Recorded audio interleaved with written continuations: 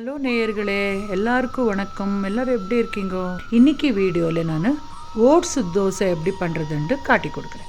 கூட பொட்டுக்கடலை சட்னி கூட செஞ்சு காட்டுறேன்.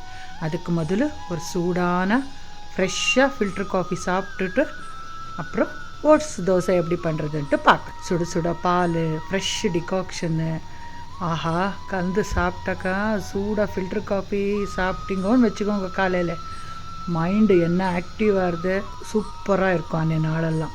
முதல்ல இப்போது ஓட்ஸு உங்களுக்கு எவ்வளோ தேவையோ அவ்வளோ ஒரு பேசனில் போட்டுக்கோங்க. அப்புறமா அது முங்குற அளவுக்கு தண்ணி ஊற்றிட்டு ஒரு 1/4 கப் அளவுக்கு கட்டியாக தயிர் ஊற்றிட்டு ஒரு ரவுண்ட் நல்லா மிக்ஸ் பண்ணி ஒரு 10 நிமிஷம் சைடில் வச்சுடுங்க. தண்ணி தயிர் 2 தான். அப்புறம் வேணும்னா உப்பு போட்டுக்கலாம், இல்லை இப்போவே போட்டு கலந்து வச்சுடுங்க. தட்டு மூடி சைடில் வச்சுருங்க. இப்போது பொட்டுக்கடலை சட்னிக்கு ஃபஸ்ட்டு ரெடி பண்ணிடலாம். ஒரு 1/4 கப் அளவுக்கு பொட்டுக்கடலை, ஒரு 1/2 மூடி தேங்காய் துண்டு, ஃப்ரெஷ்ஷாக கருவேப்பிலை, இஞ்சி, அப்புறமா துளி உண்டு புளி, காரத்துக்கு ஏற்ற பச்சை மிளகா, அப்புறம் பெருங்காயம் துளி உண்டு, கட்டி பெருங்காயம் சேர்த்துருக்கேன். 2 ஏலக்காய், ரொம்ப நல்லா வரும் ஃப்ளேவர். புதினா தழை ஒரு 5-6 இலை இருந்தால் போதும். ஃப்ரெஷ்ஷாக இருக்கிற கொத்தமல்லி எல்லாம் சேர்த்துட்டு உப்பு கூட சேர்த்து விடுங்க. அப்புறமா ஃபஸ்ட்டு குறைக்குறான்ட்டு அரைச்சிக்கோங்க. அப்புறமா தண்ணி சேர்த்து அரைக்கலாம். பாருங்கள் எப்படி குறைக்குறான்னு அரைச்சிருக்கேன். இப்போது தேவைப்படுற தண்ணி சேர்த்துட்டு நைஸாக சட்னி அரைச்சி ரெடி பண்ணிக்கணும்.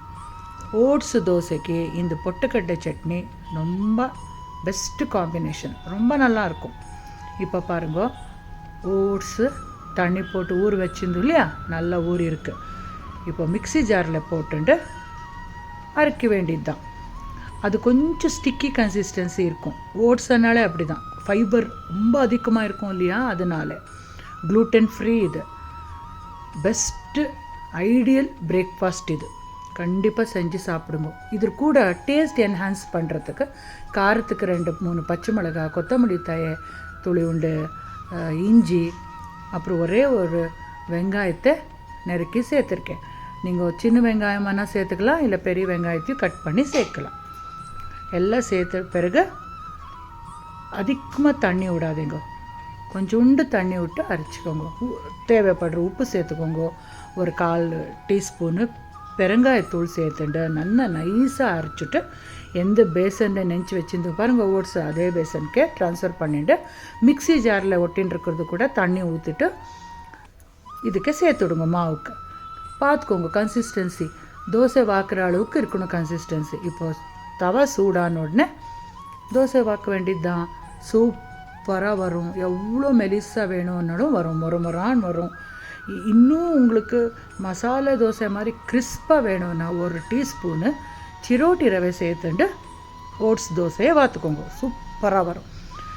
கண்டிப்பாக இந்த மாதிரி ஹெல்த்தியான பிரேக்ஃபாஸ்ட் சாப்பிட்டாக்கா உடம்பும் நல்லாயிருக்கும். வெயிட் இருக்கணுன்றவா, சுகர் இருக்கிறவா, பிபி இருக்கிறவா கட்டாயமாக இந்த மாதிரி ஹெல்த்தியான ரெசிபி செஞ்சு சாப்பிடணும். ஓகே ஃப்ரெண்ட்ஸ், வீணா லக்ஷ்மி நாராயண் பேஜை தயவு செஞ்சு ஃபாலோ பண்ணிட்டு ரெகுலர் அப்டேட்ஸ்க்கு பாருங்கள். மறுபடியும் இதே மாதிரி ஹெல்த்தியான ரெசிபி கொண்டு வந்து உங்களுக்கு காட்டுறேன். சூப்பராக சர்வ் பண்ணியிருக்கேன் dosa with chutney. Take care friends, bye bye.